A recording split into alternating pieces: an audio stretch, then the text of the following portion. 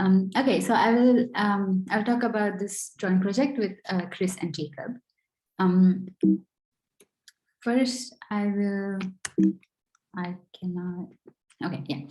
I will talk about Grasmanians, its totally non-negative part, and the combinatorial description of it. And then I will tell you what we have so far of the similar story for flag varieties. Okay, so Grassmannian for us will be Ker Kn. We know that any full rank K cross n matrix gives a point in Ker Kn, but also two matrices give the same point if they have such a relation where G is a matrix in G of K. So Ker Kn is the quotient space, this quotient space. Then for a K tuple I, we also know there is something called Plücker coordinates. We will denote it by delta I of X. And then with Plücker coordinates comes Plücker relation. So there are many ways to write Plücker relations, but I will I have this, and then it won't come again in the talk, but yeah, it's good to have everything to begin with. Okay, so now the totally non-negative part of the Grassmannian, we will denote it by Ger Kn. It's the set of elements of Ger Kn where all Plücker coordinates are non-negative. Okay, so now this is a nice case, and there's a nice combinatorial description given by Postnikov.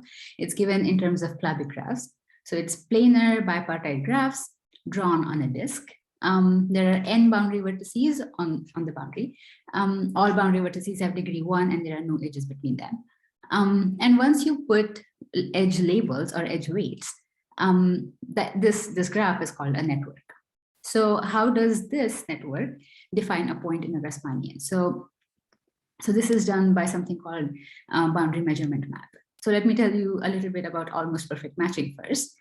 So it's a perfect matching, but it's almost because boundary vertices may or may not be used. But every interior vertex is used exactly once. So we will denote almost perfect matchings by pi.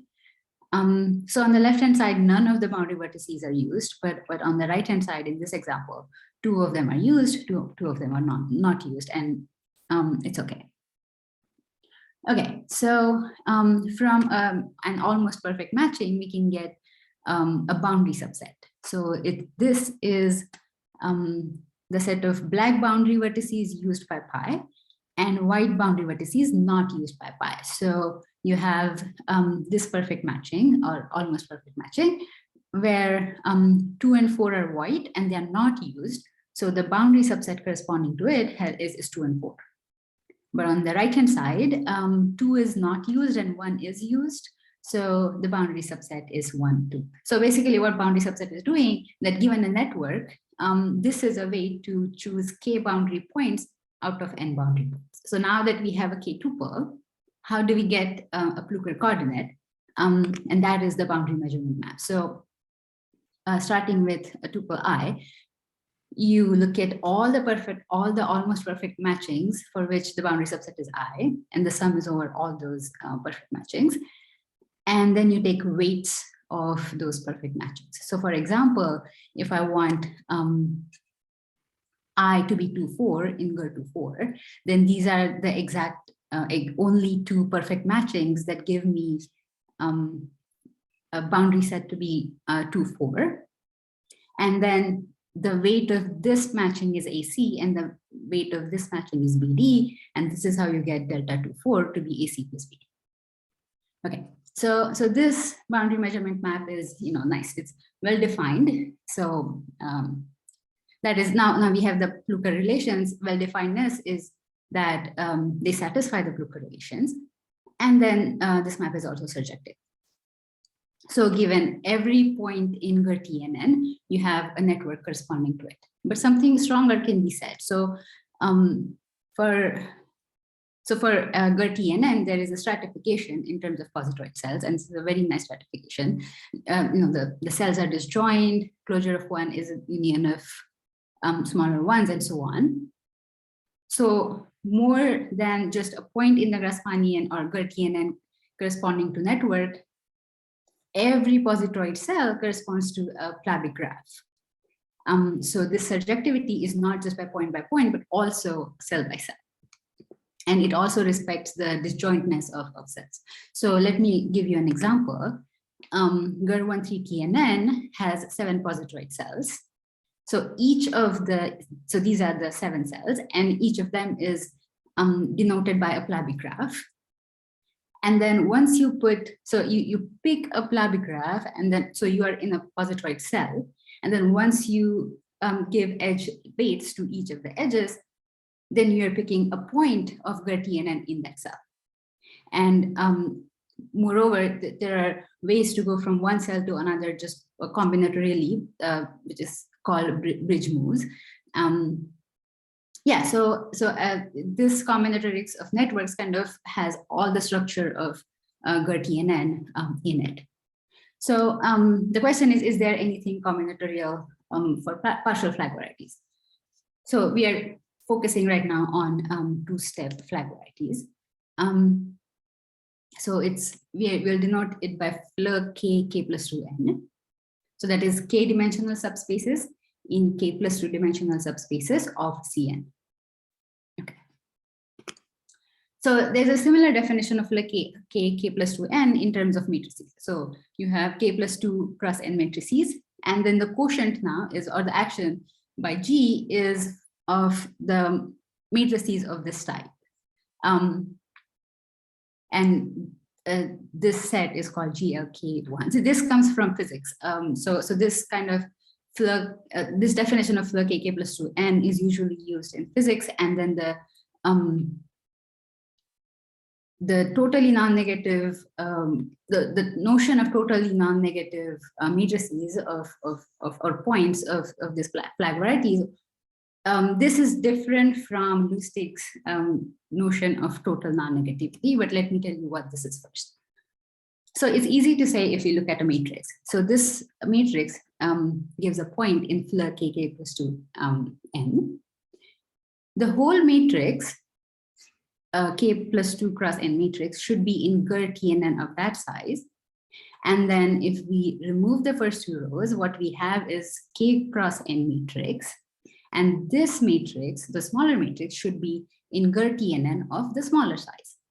So if this happens, then that point is in a totally non-negative part of Fleur k plus 2n. So yeah, as I said, this is different than Lustig's notion, and I will say a word about it later. So now we had Plabi-graphs for Grasmanians.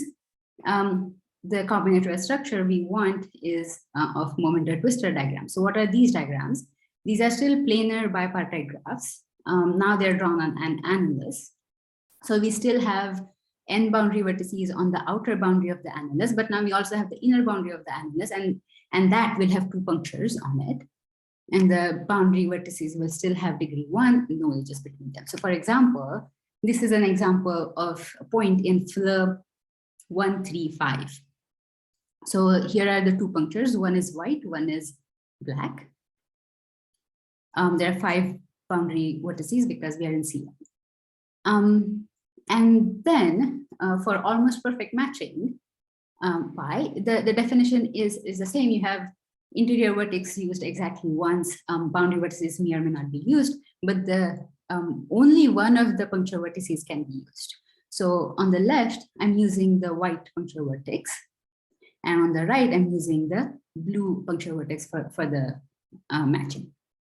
So for the boundary set now, let's consider the boundary set of the left-hand side. It's the same definition.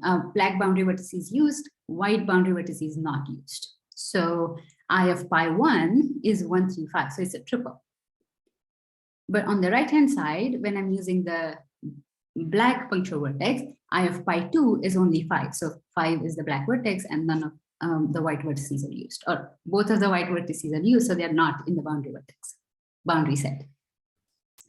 Okay, so what is happening is, in short, that if I use the white puncture vertex, then I am in the 3-dimensional part of the flag. And if I use the black puncture vertex in my matching, then I'm in the one-dimensional part of the flag. So the puncture vertices are keeping track of which part of the flag variety I'm in. And then the boundary measurement map is defined just the same for Grasmanians as well. Okay, so this map is well defined. And it's surjective. So we are quite sure that it's surjective. We have proved it for 1c and 2 for n. We still have to write the proof for k plus 2n. And then, as I said, the notion of Lustig's flag varieties is, or total non-negativity is different. So this is just extension of Postnikov's notion of total non-negativity for Grasmanians. And this has more cells, and Lustig's has less cells. So we are trying to see the difference between these two notions and how to say them combinatorially. And just here, I will leave this table of comparison of Grasmanians and partial flag varieties. But yeah, thank you again.